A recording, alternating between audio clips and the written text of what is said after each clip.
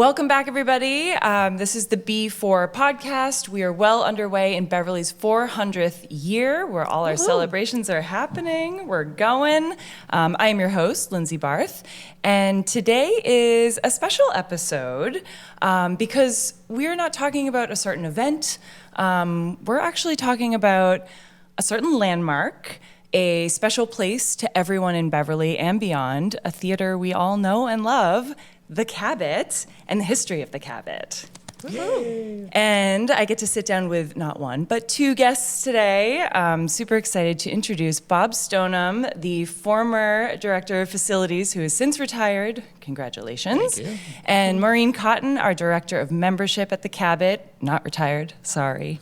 Lots of work to do. Welcome to the podcast, guys. Thanks Thank for you. being here. Thanks. So I wanted to start and just give you a chance to tell us about your journey through Beverly to the Cabot. How did you get here? Bob, what is your connection to Beverly? So we moved to Beverly in 1998, and our daughters were almost 2 and almost 5 at the time, and this was before you could just jump online and learn everything you wanted to know about where you were moving to. To do your own research. Yeah, so we were very fortunate that the Globe had published that year this, magazine that had a little blurb about every town in Massachusetts. Wow. Very cool. It's a big so magazine. Armed with that and the Sunday Globe real estate listings, we started driving around, and I had read in this write-up that the Beverly community was sort of coming back, that it had some financial issues, but there was a new mayor, Mayor Scanlon at the time, who was bringing things back, and the schools were on their way back. They were starting to renovate the school buildings, and had recently hired a new superintendent, Bill Lupini. So we were like, well, we should check out Beverly. This was February that we're driving around, right? Mm-hmm. And I had read in this write-up about Lynch Park being the crown jewel of Beverly's park system. Yes. And I'm like, and I'm navigating, my wife is driving, and we're going by houses, and, oh, this is interesting, blah, blah, blah. And we see a couple houses in our price range. Then I said, well, let's go down here. I didn't tell her where we were going. We're going down to Lynch Park. So we got on a Lynch Park, we park in the parking lot, we walk out past the Shell out to the point, and she's like, we're moving to Beverly. Like, why would I want to live this close to the ocean? Wow. Well, so that was a setup. You brought her to the prettiest Yeah, place in pretty much. Beverly. Well, that's In awesome. February. Okay, So well. yeah, so it's a beautiful year round. Oh, that's amazing. Awesome. Yeah. And how did you get involved with the Cabot? Oh, wow. So I worked for Eastman Kodak Company in Rochester, New York, where we came from, in the motion picture end of the business, making film.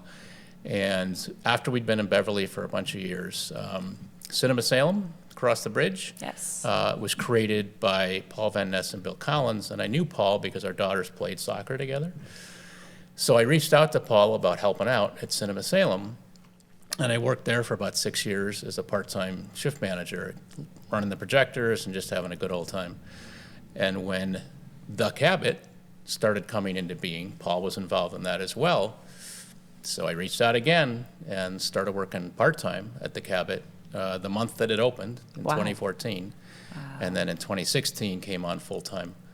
And I've had a variety of roles since then. Amazing. So, and now yeah, retired. now retired. Happily. Yes. Amazing. Well, thank you for coming out of retirement to at least talk to us on the this is great podcast fun. today. Yeah, thank you. And Maureen, I know we've had a chance to work together on a number of different community events, but tell me about your journey to Beverly and to the Cabot. So I've lived in Beverly for 13 years. My wife is from here, and we moved up here from Boston probably about a year after getting married. And I knew when we got married, I was vowing to love her and move to the North Shore. You married a townie. Yeah.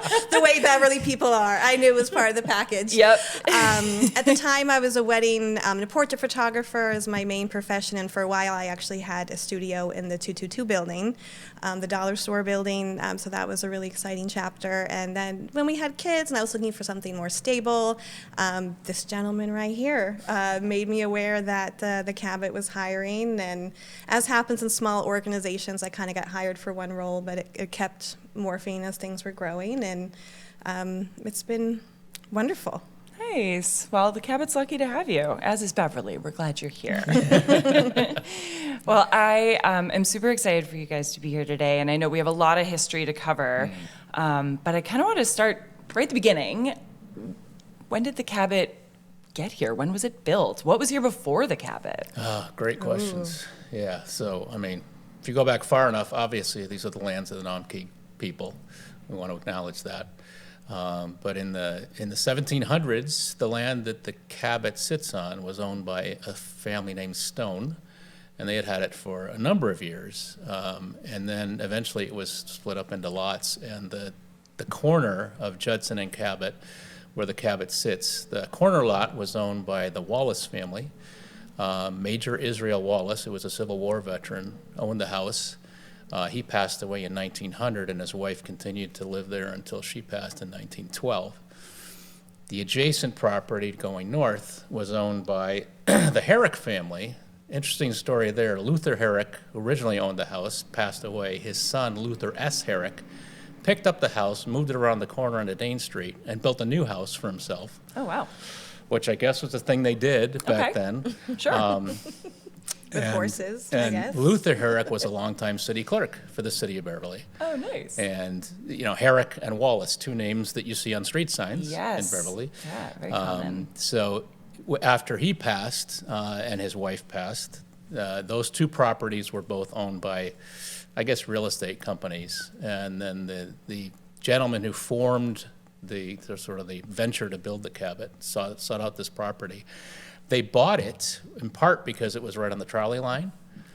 There was a trolley that used to come through town from the right farms. down Cabot Street? Right down Cabot Street. Amazing. Yeah. And that was one of the stops right outside the Cabot Theater. Very nice. So 2 houses, one of which was taken down. The Wallace house was taken down. The Herrick house was actually moved back. They tried to sell it to whoever could move it off the property. Nobody bought it apparently, so they pushed it back. And it sat there where our parking lot is now until 1954 Wow. as a rental house. Interesting. Yeah, very interesting, which I didn't realize until I started digging through all this history. So, cool story. But anyway, so 1919, recognizing that 1919, the country was coming out of the Spanish flu pandemic, right? So building big theaters with lots of ornamentation and lots of amenities was a way to get people out and back into seeing the movies and doing things in the public. And nationally, it was the height of the movie palace phenomenon. They were just popping up everywhere. Yeah. Interesting. So 2 gentlemen, Harris and Glover Ware, who were vaudeville performers for years, who had been running the Larkham Theater, had also operated the Dreamland Theater, which was on Railroad Avenue. The building doesn't stand anymore. We had another theater? There we were actually 4. Yeah, there were 4 theaters at one time. The Dreamland was first.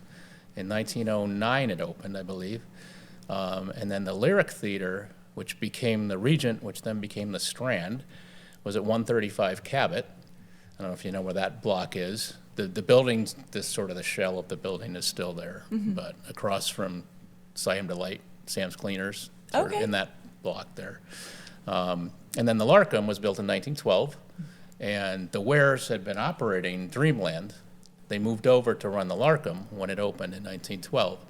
And then, 7, 8 years later, they took all that knowledge and turned it into what was to be the Ware Theater. Wow. Bob loves to say that the Cabot is the youngest theater in Beverly. Yeah. Movie theater, which is accurate. Youngest movie theater. Longest standing, although the Larkham is still Larkham has been there going longer. strong. Yeah. So, wow, Yeah. incredible.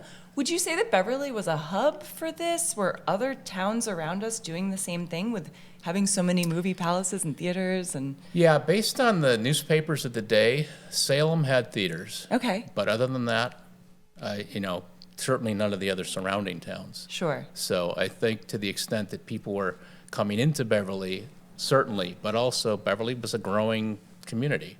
And movies, in particular, were a big deal. Like if you wanted to see like real big deal theater, you went to Boston. And even the Beverly papers had listings of what was happening at the Tremont Theater and the other theaters in Boston. But people also went multiple times a week, so in that time, so there was a hunger for people to have them in the suburbs. I think it was mostly about infrastructure, right? Really, any suburb that had the infrastructure probably had a movie palace. Yeah.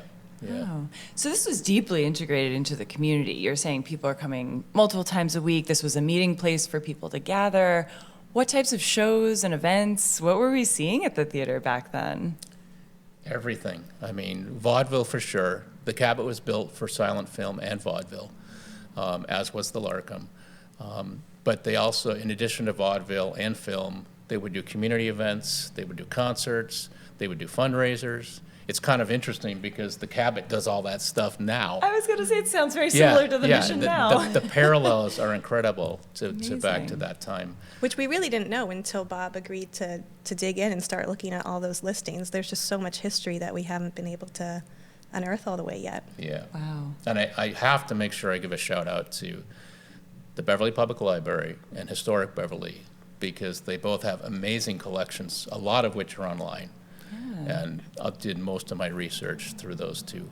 That's amazing. Really cool. Really Two cool. incredible resources Yeah, we have here. Absolutely. Oh, that's great.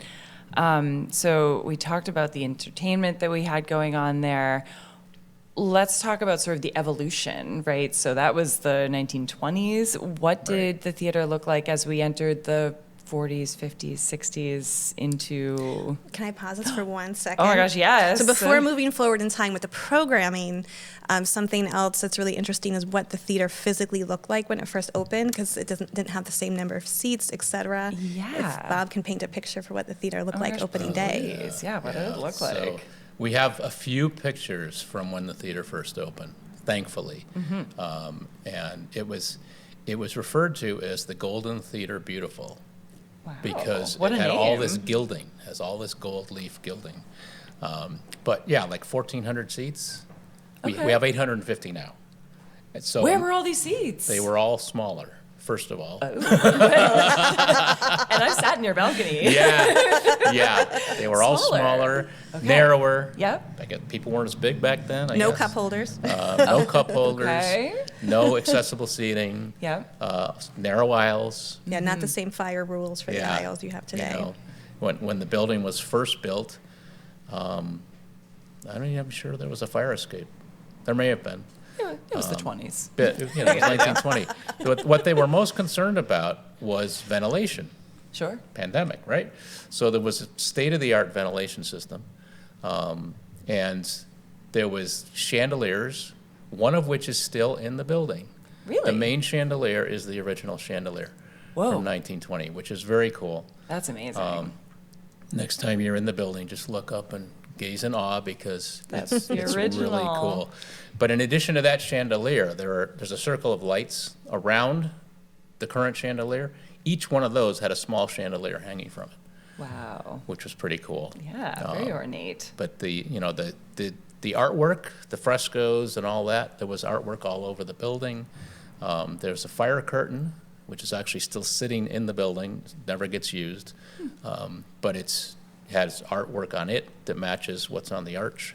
And I'll say we can't use it because it's filled with asbestos. Right. Not we don't choose Right. to. Not allowed. Leave it in place. Leave it in place. Yeah. And then one of the really smart things that the Wares did when they built the building is that they built it with the storefronts. So right now, our street side bar and the new members lounge are in the two storefronts on the first floor, and then artist green rooms are up on the second floor. But originally, those storefronts were all rented out, so they had this extra source of income in addition to the movies. Interesting. So it's one of the reasons why the front of the building, when you look at it, other than the main entrance, is like kind of ho-hum. But it's because they were all rental spaces. And the storefront, I got to digress. There's two rentals of the storefronts that I think people would be interested in. The upper floors were rented out to offices, dentists, lawyers, and so on and so forth. And one of the first tenants in 1920 was Abraham Glovsky, Okay. founder of Glovsky Law Firm, which is still operating in Beverly. Still here, Yeah, yeah. still here. Wow. Over 100 years later. That's wild. Very cool. Very cool. The other thing that I thought was really cool is that in 1970, 70 to 75. In what is Street Side Bar now, Casa de Moda got its start. And anybody who's been around Beverly long enough remembers Casa de Moda and what a great Absolutely. place that was. And that was when they first opened. Wow, I didn't realize that they were over in that spot first and then moved to their other location. When the Prestons first opened it, they actually didn't live in Beverly, and they rented that space out. Very cool story. Their oldest was an infant at the time, and in order to arrange diaper delivery so that they could get the diapers, they had it dropped off next door at the Salem News building because they were renting out the office in the end, and the Salem News people would take in the diapers and hold them until they showed up to open their store. Gosh, it takes a village. Yeah, you know? absolutely. You really just have to work Absolutely. together. Always has. Wow, The that's change in the amazing. entrance is noteworthy as well. So when you first walk into the Cabot, when you very first walk into the doors and you see the posters on either side, that used to be outside. Oh. And in the central area of that, there was a literal box office. Like you still see the ticket kiosks in cities today. Yeah, so absolutely. you were outside, there was an overhang, and you could walk around and see the posters and then choose your tickets. And then Bob found a photo from a program of the opening night that shows there used to be what he thinks are exit doors that went out to the Judson side. So if you're in the Cabot lobby today, there is a mural next to concessions that says Cabot, and there's paintings in each letter. That actually used to be an exit. Wow. Right. Interesting. So I think what they probably did was queue people up coming in, but when the previous show got out, they would let them out that side door. Right, have them cycle through. Right, right. Wow. So they were having multiple programs a Oh, yeah. day, all Oh, sorts yeah. of things happening. Yep. Wow. For sure. Amazing. Yeah, very cool. And I do think there was there an There was an organ? organ, yeah. So Tell us about the organ. The Austin organ. So the newspaper articles of the grand opening in December 8th, 1920, highlight the $50,000 Austin organ that they put in. This is $50,000 in 1920. Oh my God. Like, whew, big deal, right? $50,000 organ. So we knew there was an organ. It's not there now. There's no remnant of the organ now. And the only indication on any drawing that we have the original blueprints from 1919, is a location of the switch to turn the organ blower motor on and off So it in was the orchestra there. pit. So we knew the organ was there, and we knew it was an Austin organ. So I was very fortunate to go pay a visit to the Austin Organ Company, which is still operating down in Hartford, Connecticut, Okay. still making organs and still repairing their old organs. Oh my gosh. And they had a file. So we pulled out the file, and it was a very interesting back and forth that occurred between the wares and the organ people. Oh my God. It was like a client relations. Yeah, so there's Folder, there's account. documentation, They have all and the there notes. was a big back and forth about where to put the organ, where on the stage they were going to put the organ. Right. So we had always thought maybe it was behind the grills that are along the sides between the columns, but those grills were for ventilation. They weren't for organ pipes. Turns out the organ was actually located on the stage as you're facing the stage over on the left-hand side. Okay. And the movie screen, not like today's screen, which drops down sort of almost to the front of the stage, the movie Right. screen was almost on the back wall. Oh wow. Oh, wow. And it was All a the way back. permanently mounted screen. Okay. And then they had these screens, I guess, decorative screens that would come out on either side at an angle toward the art, the outside of the arch. It's hard to describe So did in that words. cover the person playing the organ? But that covered the organ itself. So the organ sat behind one of these screens, Wow. which obviously was some fabric that the sound could come through. And then the console was down in the orchestra pit. And it was very cool to learn this and to see the drawings that they have of where they ended up locating it. That's amazing. And they have they were not able to provide as much information as I hoped they could about where the organ went, but they did have some notes in their files of a Belmont Methodist church, Okay. that had the organ in 1938. So I think, sometime in 1938, the organ was removed. It wasn't being used anymore or whatever, and was sold to this church in Belmont. But there was a guy in Beverly, William Laws, who had a career of building organs out of other organs. So we presume There's a that, career for everyone out that there. he was involved in this. Anyway, there's a little bit of mystery associated with where it went and when it went. But Wow. Harris Ware, one of the two brothers, was an organist, was a musician. In fact, he was a composer. You can find some of his compositions online. So he was the performer and played the organ. They had also installed an organ at the Larkham when they ran it. So I think that was Harris sort of flexing his muscles and saying, "We're going to have an organ." Really love those Yeah. organs. Wow. And then going back to your question about programming, the organ would have come out because it switched from silent films to talkies. Right. Right. So we Right. didn't In the need the 30s. organ music's telling the story anymore. Mm-hmm. Huh. Well, and back then they would do these sort of vignettes before the film. People would come out and sing, and they would play the organ and whatnot. So it was a whole sort of program of not just come and see the film, because back then there were no trailers, there were no cartoons, there were no newsreels, none of those things. So they had all this other stuff that was Yeah. done live to Wow. accompany the film. Gosh, I feel like we could have a spin-off podcast of just where are all these organs? Like, let's find our organs. Oh my God, our business manager, Ooh, yeah. Michelle, would be your first guest.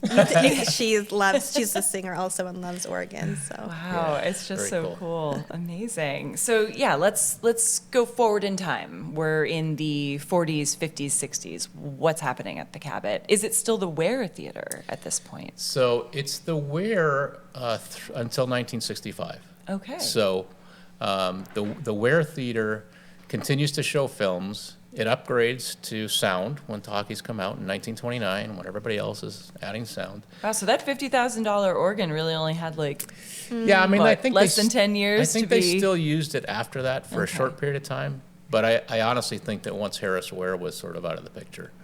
he was the organ guy. Yeah, he was the organ guy. Yeah. Probably didn't get used as much.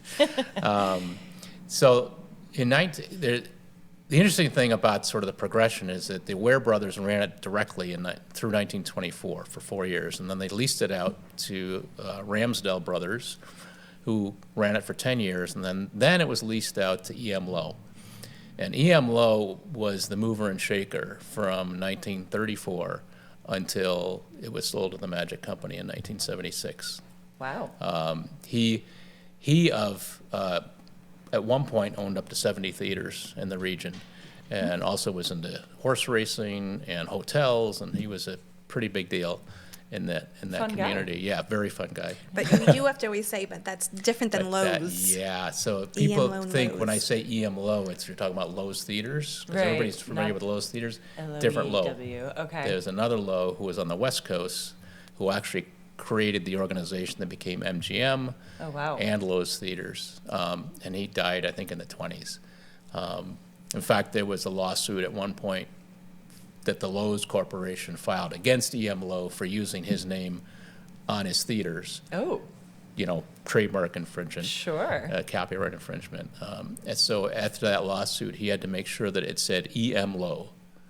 So the Ware was E.M. Lowe's Ware Theater, for example. Interesting. And if you want to bring up that photo, which we could link to the podcast notes for people who are just listening. one here? Yeah, because that one shows where the EM was added at the top, right, Bob? Ooh, okay, let's see if I can hold this up. For folks just listening, we have this A pretty awesome. 1936 photograph of the theater? Yeah, the theater itself, which is looking more and more like the theater today. Yeah. So exciting. We have our gorgeous window and the Ware and the E.M. Lowe's Ware up at the top. Yeah, so the photographs we have from 1920 or 1921, it says the horizontally and then Ware vertically, which is just how we redid it, the Cabot. But then in this photograph in the 30s, the is replaced by E.M. Lowe's Ware. So it was that kind of that joint ownership for Right. quite some time. Trying to avoid lawsuits and be Yes, on the up and up with the exactly naming. right. Exactly Amazing.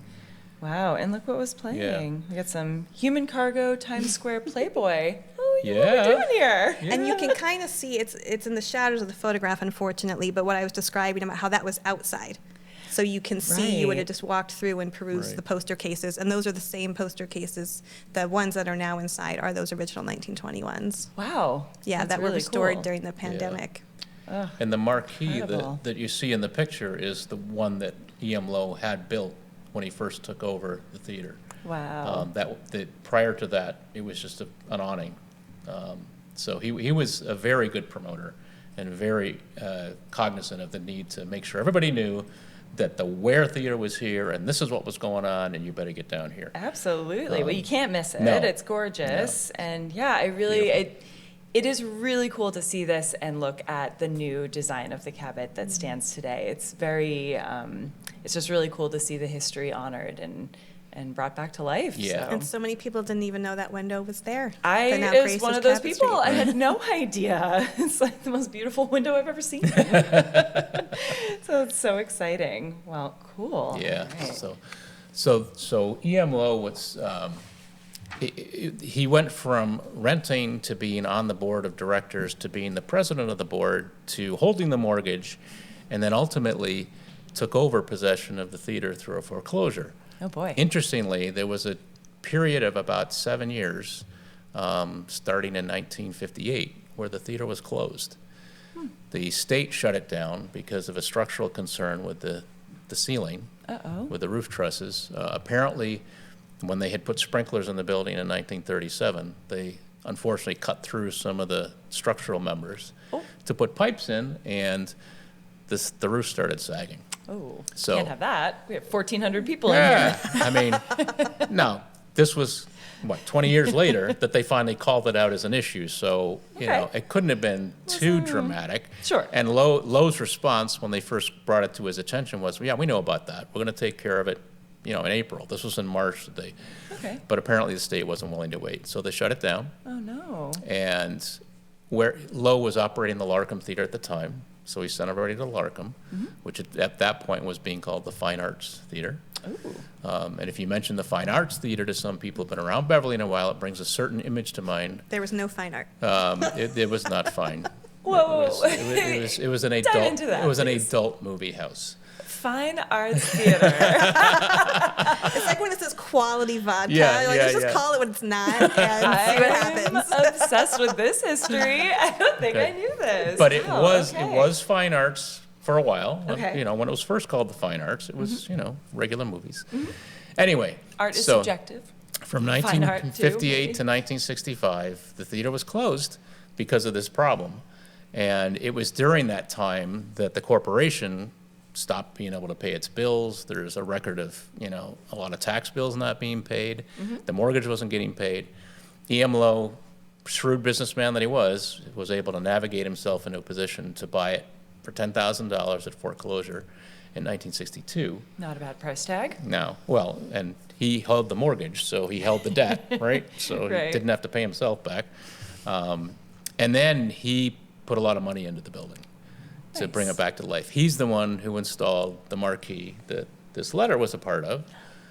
Yes. The Cabot Cinema that everybody is familiar with, he's the one who put that name on it. Wow. Because by that time, it was almost 100% movies. I mean, there were still some events going on that were fundraisers and some occasional live stuff, but it was mostly movies.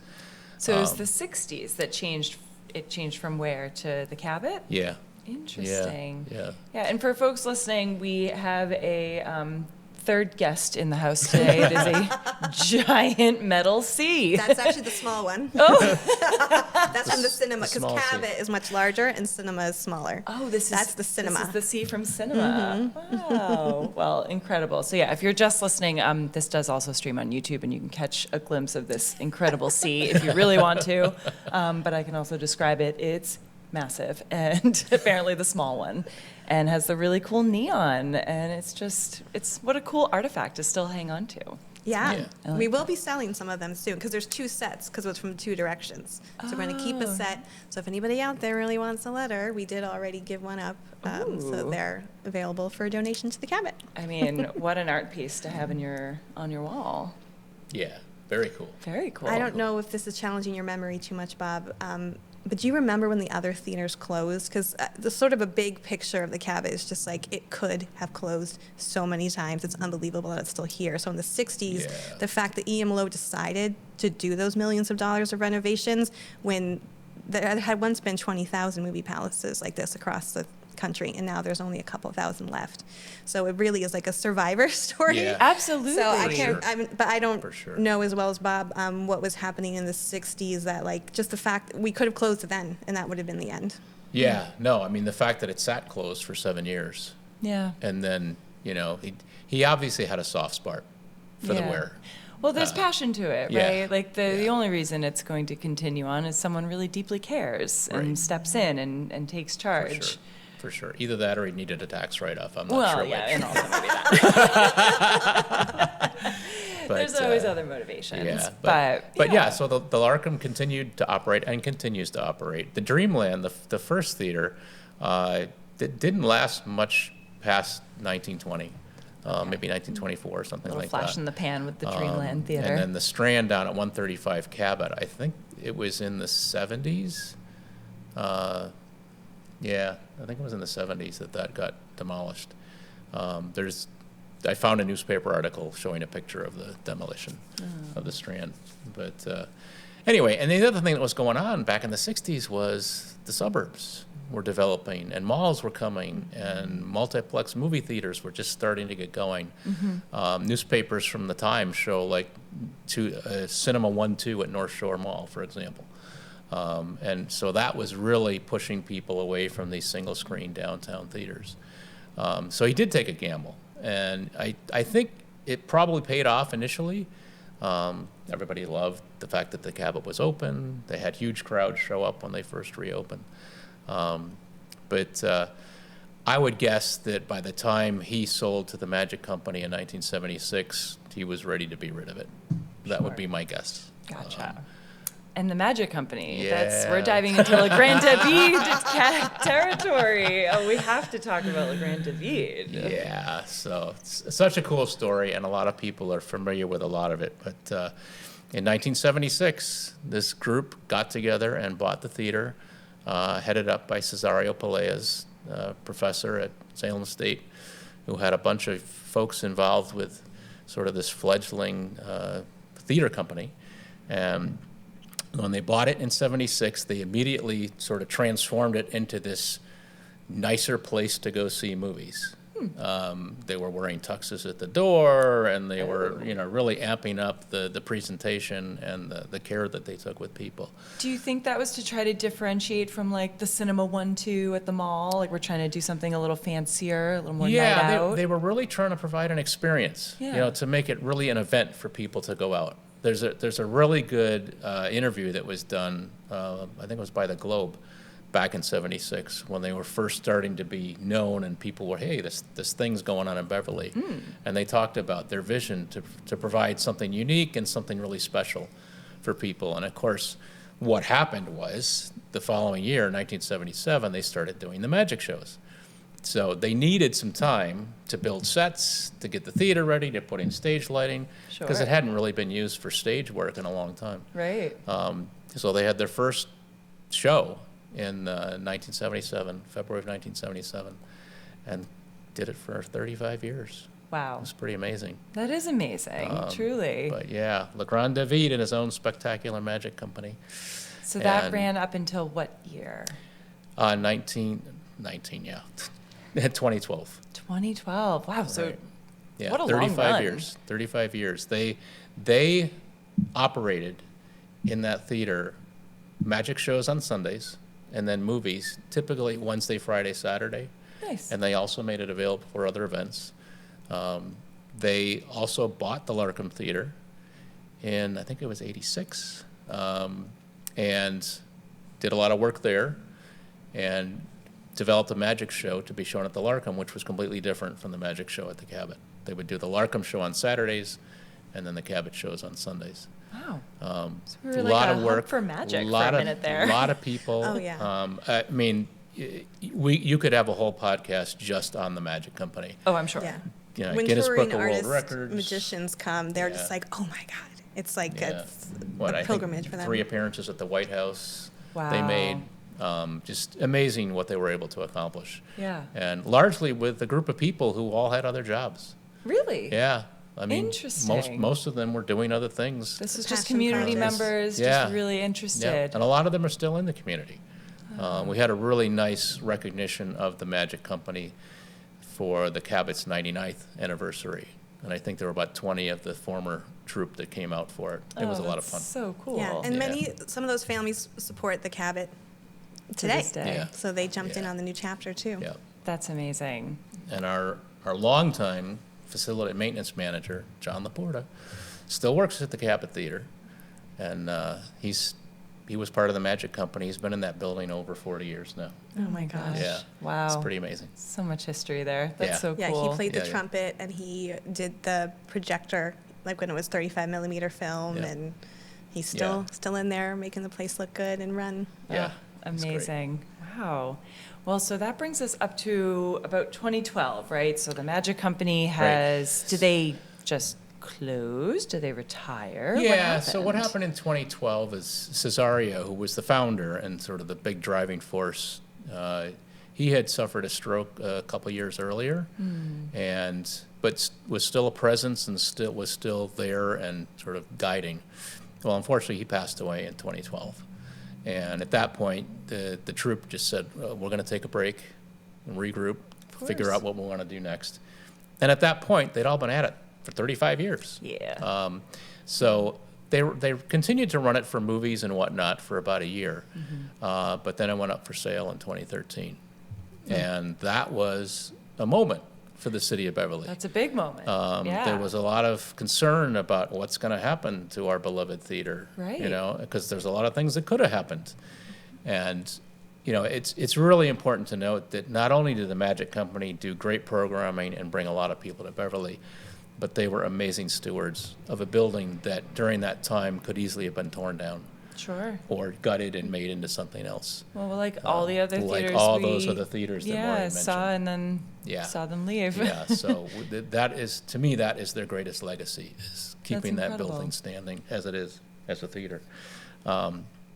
So yeah, in 2013, as that news broke, there were, I'm sure, a lot of people wondering, thinking, being concerned. The two people that I'm aware of that jumped in to try and do something about it were Rich Marino, owner of Chianti, and Scott Hausman, Ward 4 city councilor. And I'm not sure if they started independently or what, but they both pretty soon got together and realized we need to do something to save this theater. It's too important, too valuable. And of course, Rich, being right across the street for many years already, had seen the impact of the theater on Beverly. Of course. So over that course of about a year, other members were recruited, and ultimately our 5 founders bought the building in 2014, formed a nonprofit corporation, and the Cabot opened in November of 2014. Wow. We're so lucky. Yeah, we are. I mean, like we talked about before, it's like just a few people make a difference to an entire city having this legacy and being able to maintain Absolutely. it. Yeah, and then the downtown has changed so much around it. Oh, Absolutely, yeah. yeah. I mean, I've been here, I moved here in 2013, and the downtown has changed dramatically in that time. So it's really interesting to see it all kind of grow together. But through it all, the Cabot has remained such a keystone part. Yeah, and it's very cool to think about the fact that all those changes around it, and it continues to stand and do what it does, which is bring people into the community for entertainment, Exactly. for a good time, take And your it does mind off your that troubles. All the time. Yeah. I mean, there's so many good. 270 times a year. Oh, do you know that number by heart? I got some stats. Well, that brings us to today, right? Like the Cabot is doing so much, partnering with Beverly 400, doing all these different community events. I know there's been a lot of change, even just recently. We've seen the change. We have a new executive director. We have new leadership. What else is changing over at the Cabot, or what's exciting and new right now? Well, we're finishing up the renovations. Do you want to talk about the renovations? Yeah. So, one of the things the founders recognized right away was the need for renovations of the building, not only to address some deferred maintenance, but also to bring it into the 21st century. Sure. In terms of technology and things for patrons and that sort of thing. So. We were very fortunate that one of the founders was Thad Simasco of SV Design. So we had that level of horsepower on board from the very beginning, sort of guiding the renovation process. But Who's an architect, it's- if people don't know yeah, that. oh yeah, sorry. Yes. So there's just been so many projects that have been undertaken since the theater was acquired, starting with replacing the seats on the first floor. Anybody who had been to the theater prior to those new seats going in knew how difficult it was to find a comfortable seat. Do you want to tell our listeners where the seats were from? Oh my gosh, yeah. So the seats, the story I had always been told was that those seats were put in 1976 after the bicentennial. They were in some temporary theater somewhere, Okay. and they were never meant to last very long. All right? Temporary seating. That's the story I was told. However, as I researched the history, I discovered that E.M. Lowe replaced the seats in 1965. Oh. It seems unlikely that in 11 years, the seats would have fallen apart so much that it would need replacing again. So that story that we'd always been told, I'm not really Oh, sure. I was is told a different story, true. actually. What I was story were you told they were told? pilfered from the 1963 World's Fair. Maybe they were. Whoa, And then installed in interesting. 65. So we got some Perfect. lore going on. Okay, where did All these right. seats They were come old. from? They were old. Yeah. Right. So Either way. they were not perfect, but they were definitely showing their age Sure. by the time 2014 rolled around. Mm-hmm. So in January 2016, all those seats were replaced. The seating areas that needed to be accessible were made accessible. And that was really sort of the first of many renovation projects. We upgraded sound, we upgraded lighting, we upgraded the projector, we upgraded the screen, we've upgraded the sprinkler and alarm systems. Added the elevator. Added the elevator. Crown jewel Yeah, of Bob's time. yeah.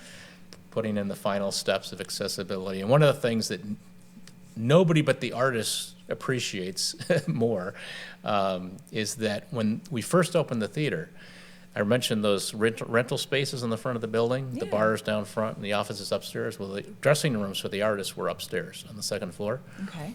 But because of the way the building was built, there was no way to get to the theater from those dressing rooms without going outside. Outside. Outside. Oh. Outside. All year. That's All year round. Well, okay. So that you doesn't had seem ideal. You had to walk down a side of stairs, go outside, go around the back of the building, and come in the backstage door. Wow. And that was the way it was until we started cutting holes through the wall to connect it. First was the bar, the street side bar, making that connection.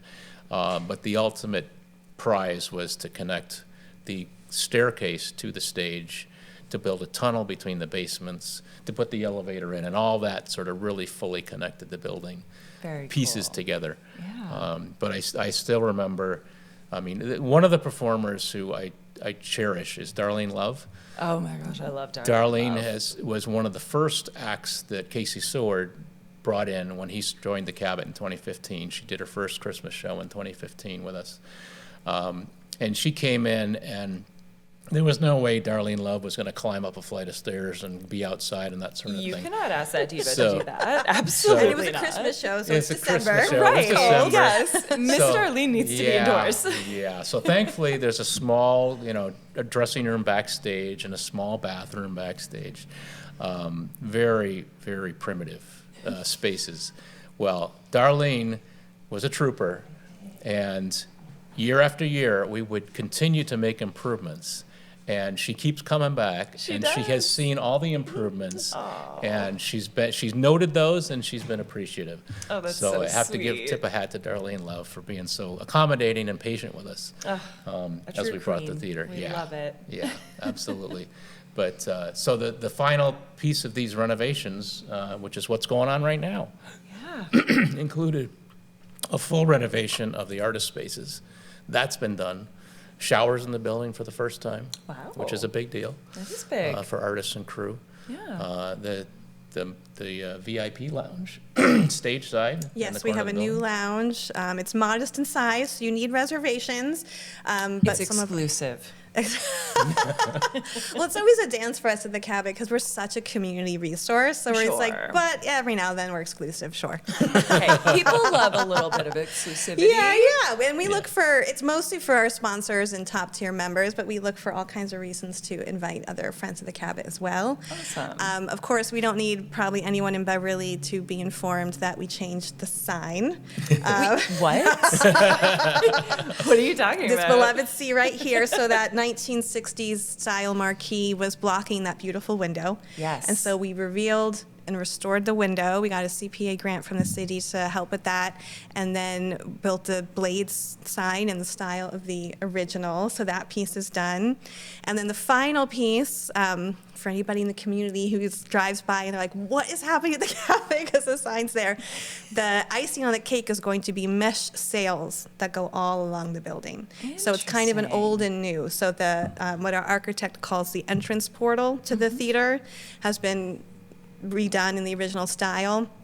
And then the sails are a more contemporary piece. Of course, they're going to mimic, like boat sails. So it's a nod to our kind of coastal identity. But then it's also very contemporary. It's a very, very fine mesh. Like almost imagine a really high-end chain link fence in terms of what it looks like. Yeah. So it's going to actually blow in the wind like a sail. Oh, and it's going to be wow. lit up, and the colors can be changed, kind of like you see on the Zakim Bridge. So we can celebrate different things or indicate the programming that's happening based on the color.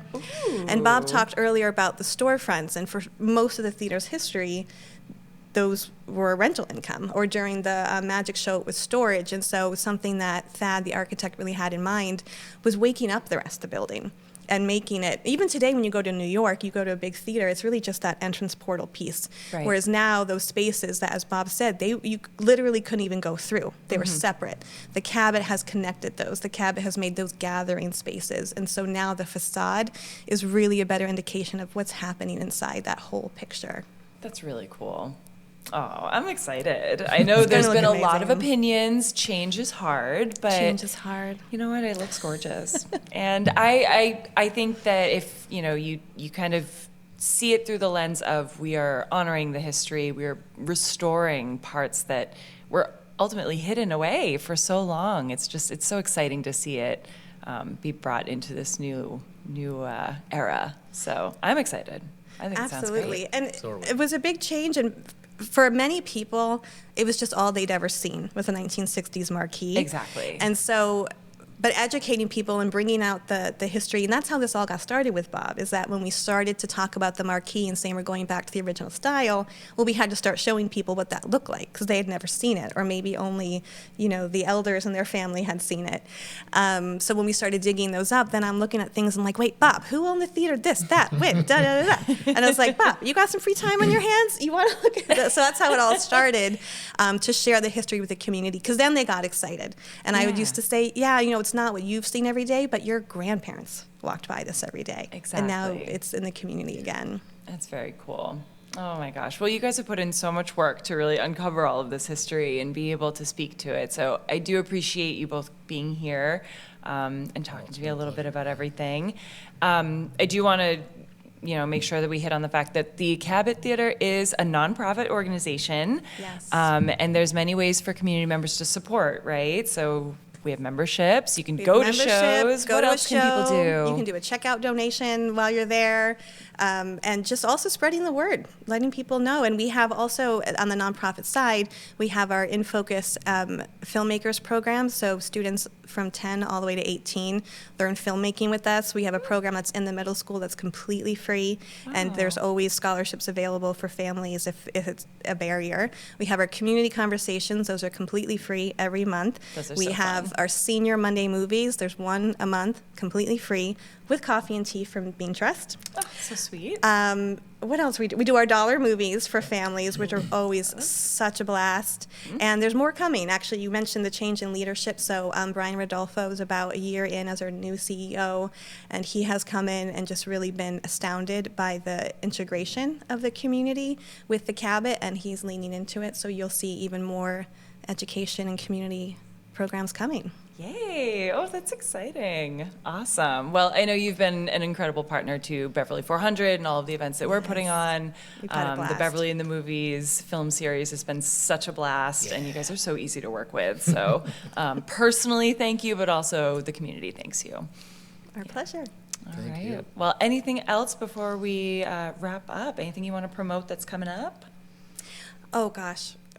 That's always a tough question for us because there's so many things. I'm What's going to your go back to favorite- my office and someone's going to be like, Maureen, why didn't you say? Okay, then this is going to be even more polarizing. What is your most favorite thing coming up right now? Oh my gosh. Well, we are in the run up to Big Night, which is our version of our gala as a nonprofit, but it's a much bigger party. We have Trombone Shorty coming, which is really exciting. As a parent, I also get really excited when the summer is coming and we have those dollar movies. If someone's never been to a dollar movie, just pick one and go. The vibe is amazing. It really harkens back to the 1920s when you're laughing together, you're shouting at the screen, the kids are dancing in the aisles, and anyone who has young kids out there, I always say, like, if you have a toddler, you haven't been to the movies, go to the dollar movie, because if they have a meltdown, you only spent $2. So, just give it a try. Exactly. What about you? What else is coming up that Well, I'm I not have thinking to of? say that CODA is coming up. Yes, it is. Right. Thank you for doing my job. And Promote my event, please. right, so I'll let you promote CODA, but I was there at Tender Bar Yes. earlier What this did you week. think? Well, the movie's great. Of course. But the fact that every time a scene of Beverly Street Side showed up, everybody cheered and shouted. It was amazing. It was so much fun. After the event, I was thinking, and I was like, you know what? This was an event for people that love to clap when the airplane lands. Like, it was just like, we are going to celebrate any moment of this movie, and it warmed my heart. It was so fun. That last scene where they pan over and you can see Beverly Jade. Yeah. That was what a lovely moment. Oh my God. Well, the Beverly piece obviously adds to that, but what you just said about the people who clap when the planes land, the thing about the movie palace experience is everybody becomes that person.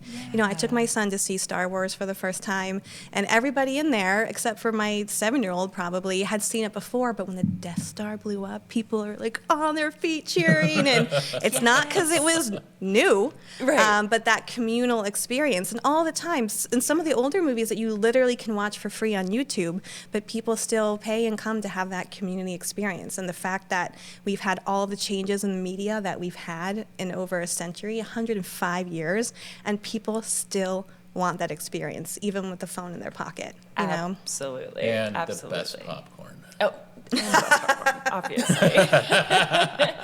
Well, you can all come get the best popcorn and see the final Beverly in the Movies film that we're screening upcoming in April. That'll be April 14th.